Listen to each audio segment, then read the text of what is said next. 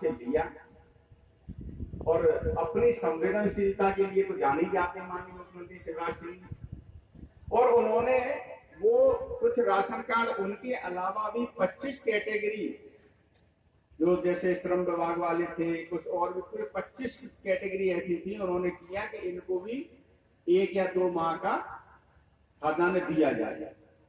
तो उस समय उन लोगों को भी कुछ खाद्यान्न मिला, लेकिन इसके बावजूद भी कई ऐसे लोग रह गए थे जिनके राशन कार्ड तो बने 3-3 साल हो गए थे, 4-4 साल हो गए थे, लेकिन उन पर खाद्यान्न पर्ची नहीं लगी। और जब लगातार हम लोग इस प्रयास में लगे रहे, अकेला मैं ही नहीं, और भी क्षेत्र के लोग और भी अन्य क्षेत्रों के लोगों ने भी ये बात पहुंचाई होगी, तो इस बात को फिर गंभीरता से लिया गया कि ये पूरे प्रदेश का मामला है।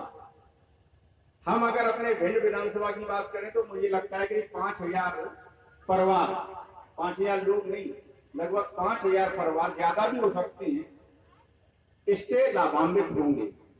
अभी जो पर्चियां भिंड नगर पालिका के अंतर्गत आई है, जो हमारे शहर के अंत में आई है, वो करीब 1900 पर्चियां हैं, 1859। ये पात्र परिवार हैं जिनके राशन कार्ड बने हुए हैं, कई सालों से बने हुए हैं, किसी के 1 साल हो गए, किसी को 2 साल हो गए, किसी को 4 साल तक भी हो गए, लेकिन उनको अभी तक खाद्यान्न नहीं मिला था। अभी नगर पालिका में जिन लोगों की पर्चियां आई हैं, करीब 1900 परिवारों की आई हैं, तो लगभग अगर हम 1900 परिवार मानते तो मुझे लगता है कि 10,000 लोग, क्योंकि एक परिवार में 5 लोग तो हैं, तो 10,000 लोगों को इससे फायदा होगा। और इसके बावजूद भी जिन लोगों की पर्चियां नहीं आई हैं तो उनको चिंता करने की जरूरत नहीं है, प्रक्रिया में है। जिनके आधार कार्ड लिंक नहीं हो पाए, कुछ लोगों के हो सकता नहीं हो पाए हैं, तो वो अपना आधार कार्ड नगर पालिका में आके लिंक करा लें, तो उनके जैसी आधार कार्ड लिंक होते जाएंगे, उनकी पात्रता पर्चियां आती जाएंगी। एक बात और, मैं क्योंकि उस कार्यक्रम में नहीं आ पाया था, 16 तारीख को जो प्रदेश स्तरीय सभी जिला मुख्यालयों का कार्यक्रम हुआ था, मैं उस कार्यक्रम में नहीं आ पाया था। मेरे यहाँ एक परिवार में एक गमी हो गई थी, तो मुझे वहां जाना पड़ा था। तो उसमें मुझे जानकारी ये लगी कि कुछ लोग वहां ऐसे भी आए थे, कुछ हमारी माता बहनें ऐसी भी आई थी जिनके राशन कार्ड कट चुके थे। तो मैं यहाँ पर नगर पालिका के अधिकारी सीएमओ महोदय हैं यहाँ पर, इसकी एक किस तरीके से इनके राशन कार्डों का पुनः सर्वे होगा,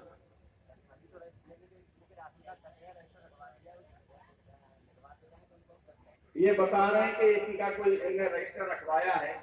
तो ऐसे लोग जिनके राशन कार्ड कट गए हैं वो अपनी एंट्री यहाँ पर कर दें, जिससे उनका पुनः सर्वे कराकर उनके राशन कार्ड पुनः चालू हो सके। तो ये भी एक व्यवस्था सरकार के द्वारा की गई है।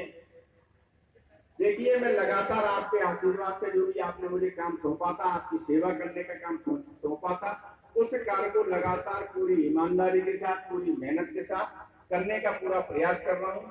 गर्मी बहुत है, काम इतने हैं, 1.5 साल में जो मैंने काम कराए वो गिनाने की जरूरत नहीं है। 1 साल बाद वो काम आप ही लोग गिनाएंगे, आप ही लोग बातें करेंगे। मुझे पता है कि शहर में कई जगह परेशानी है, सीवर का काम चल रहा है, पानी की पाइपलाइन का कार्य चल रहा है। इन सब कार्यों के बीच लगातार हम शहर को एक नया स्वरूप देने का प्रयास कर रहे हैं। चाहे वो हमारी मुख्य सड़क की बात हो, चाहे कोटरझील वाली सड़क की बात हो, चाहे भवानीपुरा वाली सड़क की बात हो, चाहे वार्ड नंबर 10 और 11 की जो मुख्य सड़क है बीटीआई रोड, उसकी बात हो। तो ऐसा कोई वार्ड नहीं है कि जिन वार्डों में विकास के कार्य नहीं चल रहे हो। हम लगातार देखते आते हैं, मुझे जानकारी मिलती रहती है आप सभी के माध्यम से। जहाँ बहुत ज्यादा परेशानी, वहां भी कार्य कराया जा रहा है। हो सकता है कई जगह अभी हम लोग नहीं पहुंचे हो। वाटर वाली रोड बहुत खराब है, उसका भी काम बहुत तेजी से शुरू होने वाला है। बजरिया का काम बहुत तेजी से शुरू होने वाला है। सदर बाजार के सौंदर्यीकरण का काम शुरू होने वाला है। तो मैं निश्चित तौर पर मैं आपको विश्वास दिलाना चाहता हूँ कि 1 साल बाद आपको निश्चित तौर पर ऐसा लगेगा कि आपने जो निर्णय लिया है वो सही लिया था, और आपने जो मुझे ताकत दी है वो सही दी थी। तो मेरा आपसे निवेदन यही है, हमारे ठेले वाले भाई बहनों के लिए उनकी कोई जगह ही नहीं थी। जब भी कोई वीआईपी आता था ठेले हटा दिए जाते थे, जब भी कोई बात होती थी तो ठेलों को भगा दिया जाता था। तो मैंने उनके लिए 80 लाख रुपए की लागत से भोकर जोन का निर्माण कराया। वहां भी लगने लगे हैं ठेले। तो निश्चित तौर पर आप लोगों की परेशानी को देखते हुए लगातार इस काम में लगा हुआ हूँ कि किस तरीके से हमारे बिल्ड का सुंदर स्वरूप बन सके, आप लोगों की ईमानदारी से सेवा कर सकूं, यही ईश्वर से मैं प्रार्थना करता हूँ। और आज अभी अंदर आने से पहले फायर ब्रिगेड का भी हरी झंडी दिखाई है।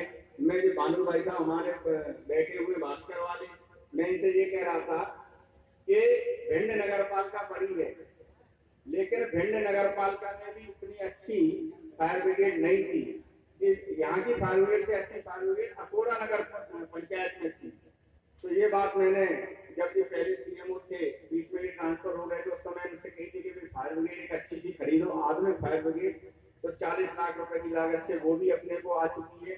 तो अब शहर में कहीं भी कुछ ऐसी दुर्घटना होती है तो ये शहर की सेवा के लिए तत्पर है। मुझे दिख रहा है कि आप लोगों को बहुत ज्यादा गर्मी लग रही है। बस एक ही निवेदन है आपसे कि सभी कार्डों के काउंटर लगे हुए हैं, आप आराम से एक एक करके अपनी वहां दिखवा लीजिए। और किसी की अगर पर्ची नहीं आ पाई है तो उसमें चिंता करने की कोई जरूरत नहीं है, वो पर्ची आपकी आ जाएगी बहुत जल्दी। उनके नाम फीडर अगर हो सकता है उनके आधार लिंक नहीं हुए हो, कोई परेशानी हो, वो सब हो जाएगी। लेकिन कोई घबराने की जरूरत नहीं है, आराम से बैठो, वहां पे भीड़ कम हो जाए तो एक एक करके वहां चले जाना और आप लोग अपनी पर्चियां ले लेना। और जो स्टॉल पे जो कर्मचारी बैठे हुए हैं उनसे भी निवेदन है कि बहुत ज्यादा देर लगाने की आवश्यकता नहीं है, भीड़ बहुत है, गर्मी भी बहुत है और कोरोना भी बहुत तेजी से फैल रहा है। तो जिन माताओं बहनों ने मास्क नहीं लगाए, जो हमारे मित्र अभी मास्क का वितरण कर रहे थे उनको मास्क भी दे दें, वो मास्क भी लगा लें अपना और अपनी पर्ची लेकर अच्छे से आराम से घर जाएं। परेशान होने की आवश्यकता नहीं है। आप अगर यहाँ आपको नहीं मिल पाएगी तो आपके बाढ़ में आपकी जो दुकान है कंट्रोल की, वहां से आपको मिल जाएगी। इसमें कोई चिंता की जरूरत नहीं है, किसी तरह की घबराने की जरूरत नहीं है। बहुत बहुत धन्यवाद।